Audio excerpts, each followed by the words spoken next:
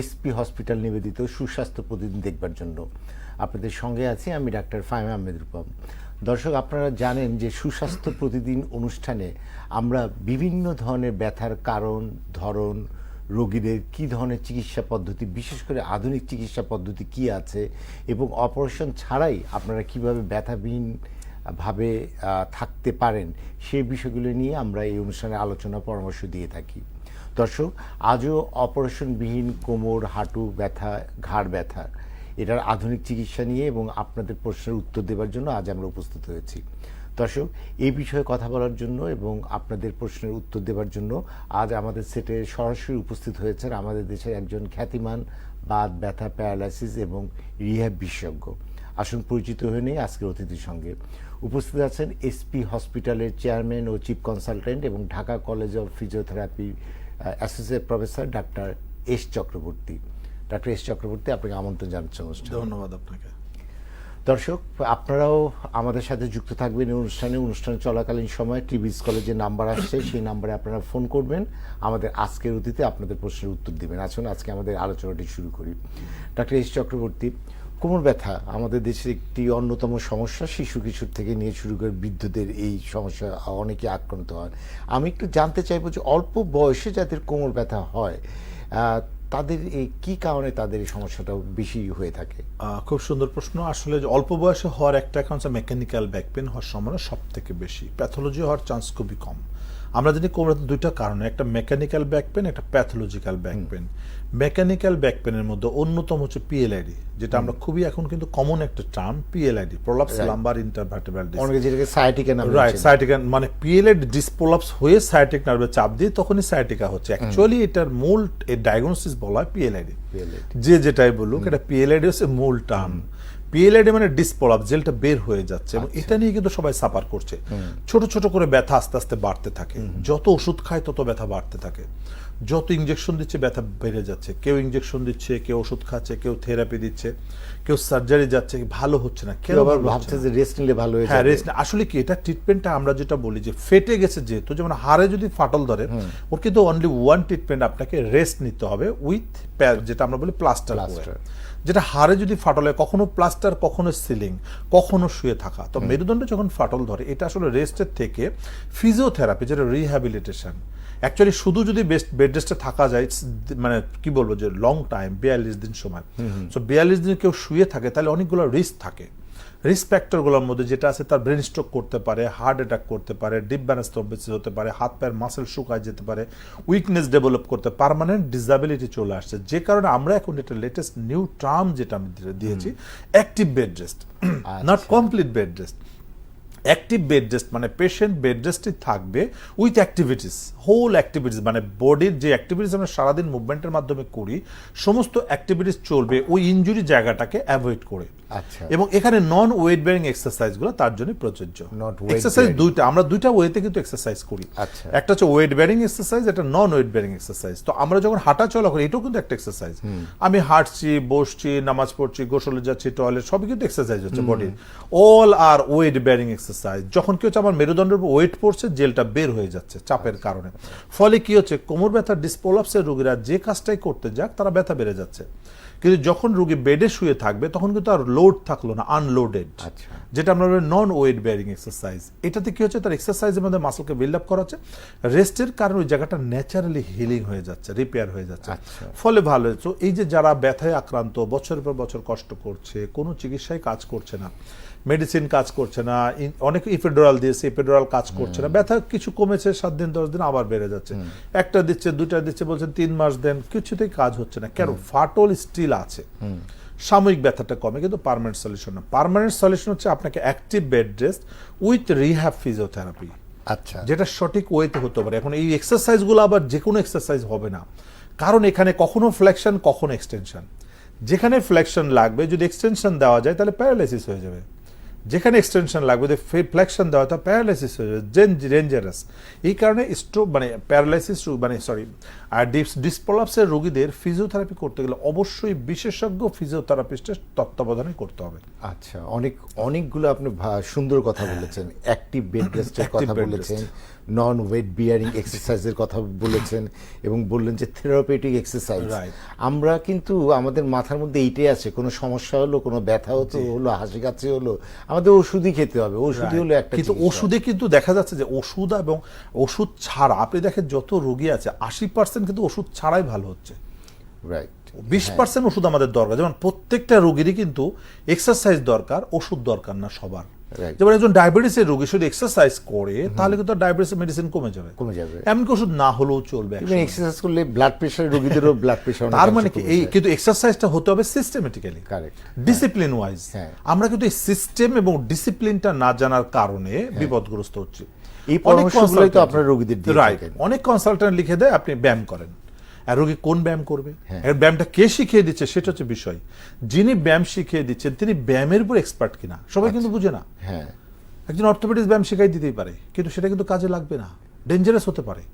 কারণ কি, এক্সারসাইজটা বললাম না, যেখানে আপনার যদি মানে ফ্লেকশন দরকার সেখানে আপনি এক্সটেনশন দিচ্ছেন তাহলে প্যারালাইসিস হয়ে যাবে, যেখানে এক্সটেনশন দরকার সেখানে ফ্লেকশন দিচ্ছেন তাহলে প্যারালাইসিস হয়ে যাবে। আচ্ছা। এবং এমনও রোগী আছে কোমরে কোনো এক্সারসাইজ চলবে না, কোনো এক্সারসাইজ চলবে না, এক্সারসাইজ দিলেই সে প্যারালাইসিস হয়ে যেতে পারে, এবং তাই হচ্ছে। আচ্ছা, আমরা একটা ফোন নিয়ে নিই, তারপর আপনার কাছে আসবো। দর্শক, আসসালামু আলাইকুম, আপনার নাম বয়স বলে প্রশ্নটি করুন। আসসালামু আলাইকুম, আমি শামিমা আক্তার বলছিলাম। বলুন। আমার বয়স হচ্ছে 30 বছর।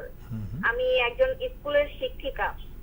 প্রতিদিন আমাকে দাঁড়িয়ে দাঁড়িয়ে ক্লাস নিতে হয়, আর গত 1 বছর ধরে আমার হাঁটুতে ব্যথা বাড়তেছে। বিশেষ করে যখন আমি বসা থেকে উঠি বা সিঁড়িতে উপরে উঠতে যাই বা নামতে যাই, তখন আমার খুব কষ্ট হয়। তো আমি ডাক্তার দেখিয়েছিলাম, তো ডাক্তার আমাকে বলছিল যে এটা অস্টিওআর্থ্রাইটিস আর কি হয়েছে।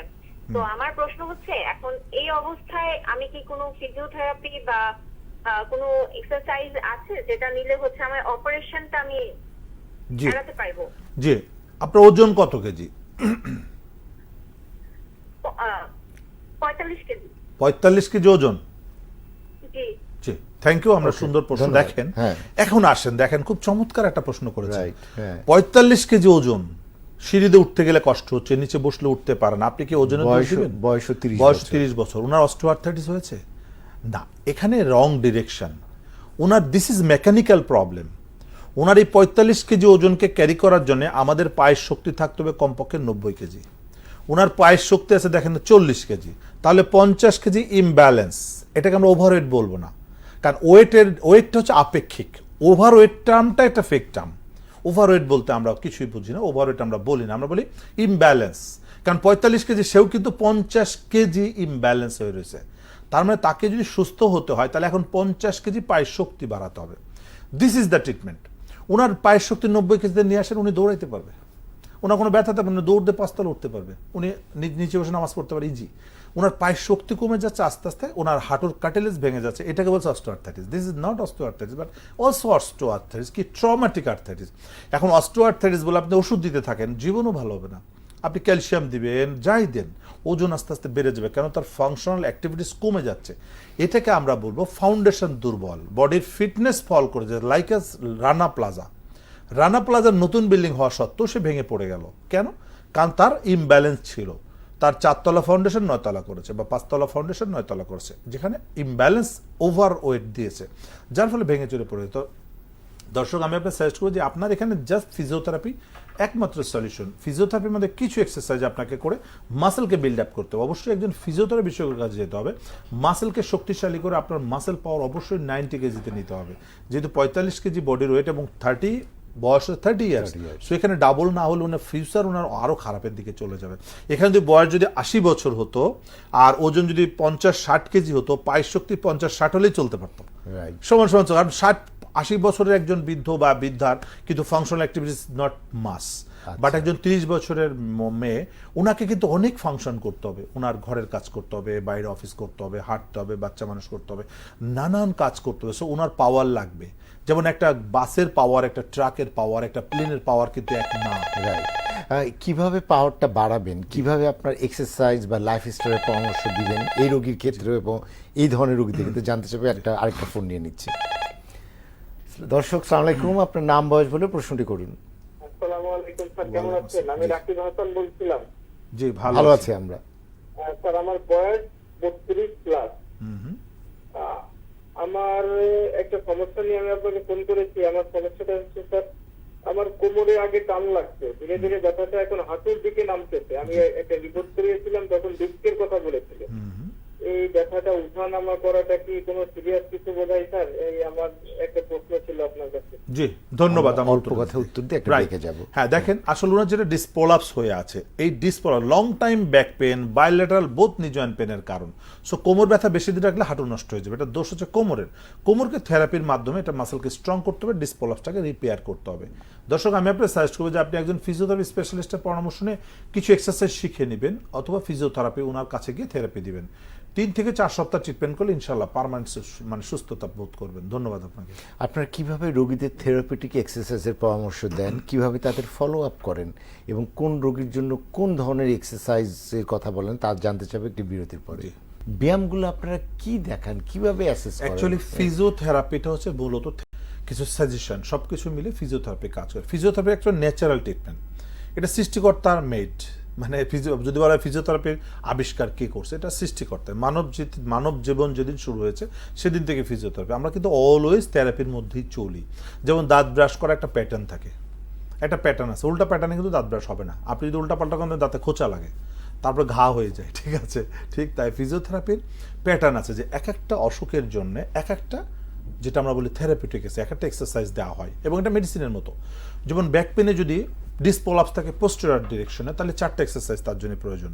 বাট আমরা এক্সারসাইজগুলো দেখাই না, কারণ কি, যদি সবাই করে তাহলে যার প্রয়োজন না তারটা খারাপ হয়ে যেতে পারে। এই জন্য আমরা কখনো এক্সারসাইজ দেখাই না। আমরা বলি অবশ্যই বিশেষজ্ঞর পরামর্শ অনুযায়ী নিতে হবে। যেমন কোনো মেডিসিন ঢালাওভাবে কারোর জন্য যেমন বলা যায় না, কারণ সবার কিন্তু একই মেডিসিনের কাজ হবে না। ঠিক তাই থেরাপিউটিক এক্সারসাইজ যদি একইভাবে হবে না, কারো 10টা মুভমেন্টে হবে, কারো 20টা মুভমেন্ট রিপিটেশন লাগতে পারে, কারো 50টা রিপিটেশন লাগতে পারে, কারো এক্সটেনশন লাগতে পারে, কারো ফ্লেকশন লাগতে পারে, কারো এক্সটেনশন ফ্লেকশন কোনোটাই লাগবে না, হয়তো স্ট্রেংথেনিং লাগবে। এখন এটা অ্যাসেসমেন্ট করবে কি একজন স্পেশালিস্ট। সো আপনি ঢালাওভাবে যদি ব্যায়াম শিখাই দেন তাহলে বিপদে পড়ে যাবে রোগীরা। হয়তো 50 জন ভালো হবে, 5 জন খারাপ হবে। সেই 5 জন খারাপের রেসপন্সিবিলিটি কে নিবে?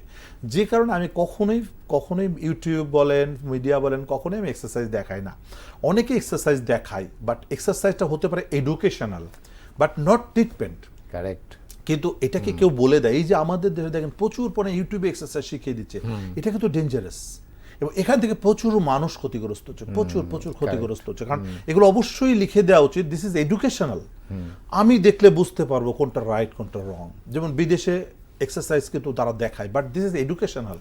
তারা স্টুডেন্টদের জন্য শেখায় বা এক্সপার্টদের জন্য দেয়, তারা একটা এডুকেশনাল পারপাসে দেয়। কিন্তু একটা রোগের জন্য আপনি একটা ঢালাওভাবে এক্সারসাইজ শিখিয়ে দিলেন, ফিক্সড কোনো এক্সারসাইজ কোনো রোগের কোনো কাজ করে না। তো যে কারণে আসলে ইউটিউবে যত এক্সারসাইজগুলো দেখাই দেওয়া হয়, জানি না তাদের আসলে কি কোন সেন্সে তারা দেখিয়ে দেয়। এখানে অনেক রোগী ক্ষতিগ্রস্ত হচ্ছে, প্রতারিত হচ্ছে। কারণ হয়তো 100 জন ভালো হচ্ছে, কিন্তু 10 জন যে খারাপ হচ্ছে, সেই 10 জনের দায়িত্বটা কে নিবে? যে কারণে শিখিয়ে দেওয়া উচিত না। এডুকেশনাল পারপাসে আমি বলতে পারি যে হ্যাঁ, পিএলআইডি আছে, পোস্টেরিয়র সাইডের ডিরেকশন আছে, তার জন্য 4টা এক্সারসাইজ, কি back extension exercise with leg stretching and strengthening exercise. আমি বলে দিতে হবে, এটা বুঝবে কি, এই ল্যাঙ্গুয়েজটা বুঝবে কিন্তু একজন বিশেষজ্ঞ।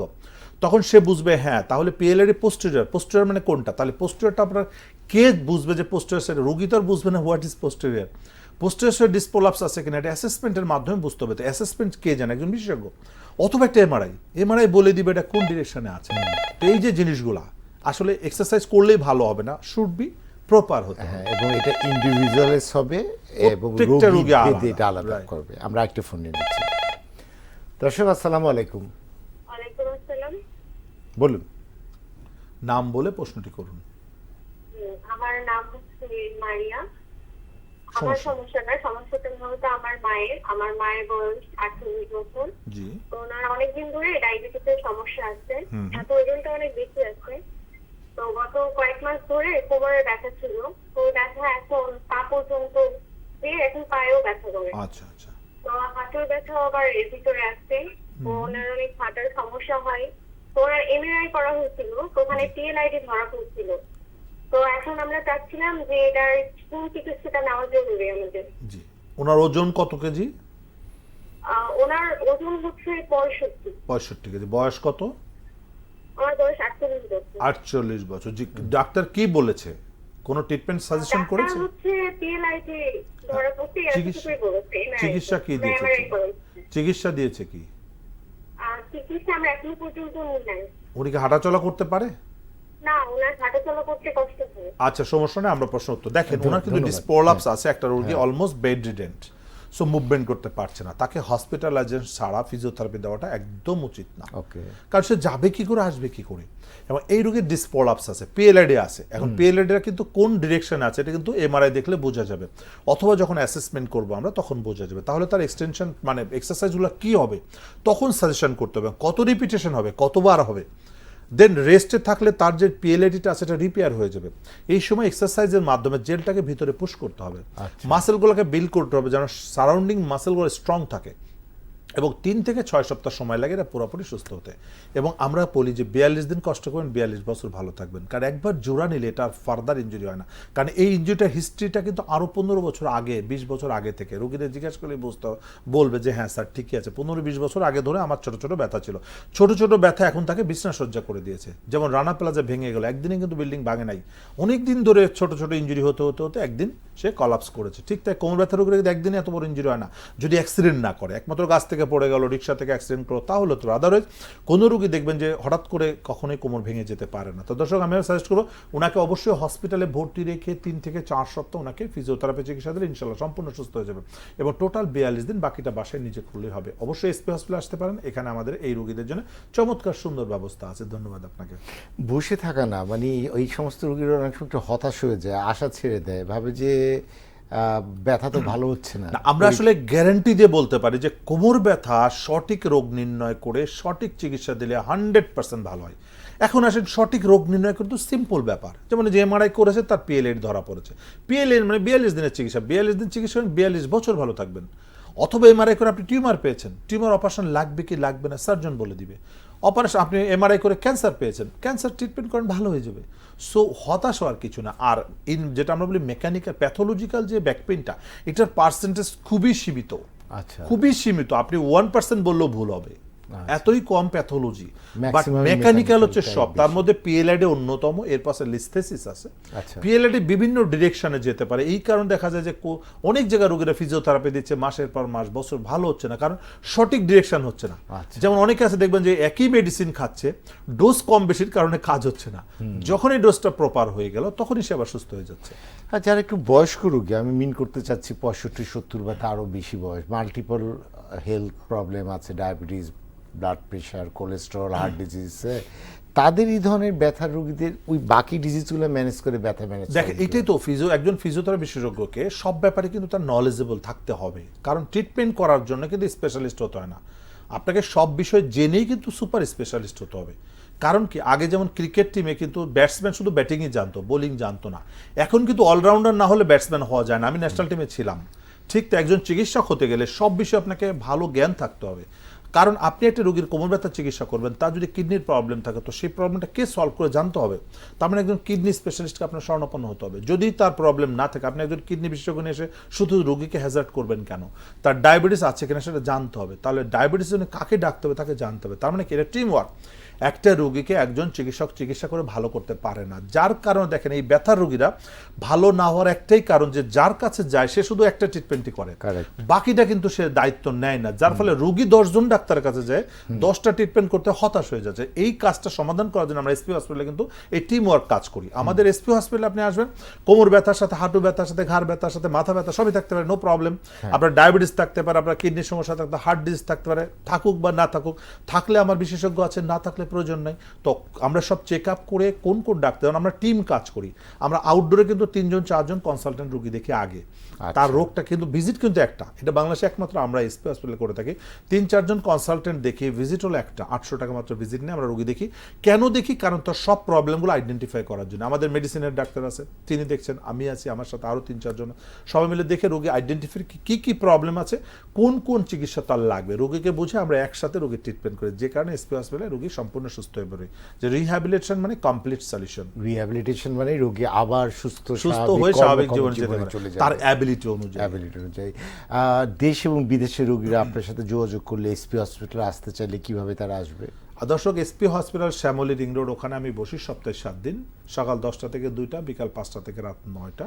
তো SP hospital Shyamoli ring road, ওখানে আসলে পাওয়া যাবে, গুগলে সার্চ দিলেও পাওয়া যাবে এসপি হসপিটাল অ্যাড্রেস। আর আমার নাম্বারটা বলে দিচ্ছি দর্শক, লিখে নিতে চাইলে অবশ্যই লিখে রেখে দেন, যে কোনো সময় যে কোনো প্রয়োজনে আমাকে ফোন করতে পারবেন।